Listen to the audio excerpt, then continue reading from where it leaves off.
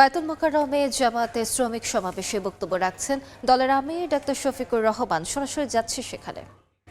সমস্ত সম্পদ প্রিয় দেশে আপনজনের জন্য, দেশের জন্য পাঠিয়ে দেয়। হ্যাঁ, বৈধ পথে অনেক শ্রমিক যান, তারা যাওয়ার পথেই দালালদের খপ্পরে পড়েন, সিন্ডিকেটের খপ্পরে পড়েন। যে টাকা দিয়ে পাশের দেশের দেশসমূহের লোকেরা যায়, তার চাইতে 3 গুণ 4 গুণ ওই দালালদেরকে দিয়ে তাদেরকে বিদেশে যেতে হয়। তখন তারা সেই টাকাটাও পোষাতে পারে না, তাদেরকে মানবতার জীবনযাপন করতে হয়। 2-4টা দেশে যাওয়ার সুযোগ হয়েছে, দেখার সুযোগ হয়েছে। তারা 3টা সিটে 1টা সিট ভাগাভাগি করে ঘুমায়। সেই সিটের প্রস্থ হচ্ছে 2.5 হাত। একজন ঘুমাইলে ওখানে আরেকজন ঘুমাতে পারবে না। একজনের ঘুম না ভাগলে আরেকজনকে অপেক্ষা করতে হবে দাঁড়িয়ে দাঁড়িয়ে। তাদের মুখের গ্রাস তারা স্যাক্রিফাইস করে দেশে টাকা পাঠায়। আমরা খুব সুন্দর করে বলি তারা ইন্টেন্স যোদ্ধা, কিন্তু এই যোদ্ধাদেরকে আমরা মর্যাদা দেই না। তারা যখন পাসপোর্ট রিনিউ করতে যায়, ঘাটে ঘাটে দালালের খপ্পরে পড়ে বিলম্বিত হয়ে তারা কষ্ট পায়।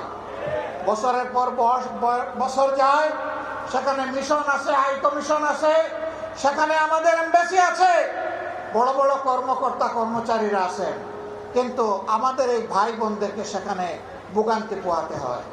তারা কেউ যখন চাকরি হারায়, যদি সঙ্গত কারণে হারায় বলার কিছু নেই, কিন্তু অনেকে অসঙ্গতভাবে হারায়, তাদের পাশে দাঁড়ানোর কাউকে খুঁজে পাওয়া যায় না। আমরা এই পরিস্থিতি আর দেখতে চাই না। আমরা দেখতে চাই যেমন করে তাদেরকে রেমিটেন্স যোদ্ধা বলা হয়েছে, তেমন করে যেন তাদের মর্যাদাটাও তাদেরকে দেওয়া হয়। তাদের প্রয়োজনে দেশ এবং সরকার যেন তাদের পাশে দাঁড়ায়। যদি ওই সমস্ত এমবাসি এই কাজ না করতে পারে, ওখানে এমবাসি থাকারই কোনো প্রয়োজন নেই। এমবাসি কার জন্যে? এমবাসির কিছু কর্মকর্তা কর্মচারীকে লালন পোষণ করার জন্য নয়। এমবাসি ওখানে দেওয়া হয়েছে দেশের জনগণের স্বার্থকে সেখানে রক্ষা করার জন্য। সম্মানিত ভাইরা,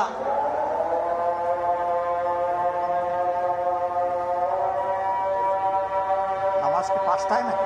না, নামাজ 5:15, আপনি আজানের পরে বলবেন। 5:15 নামাজ। বক্তব্যের সম্পূর্ণ অংশ দেখতে ভিজিট করুন সময় টিভির ফেসবুক পেজে।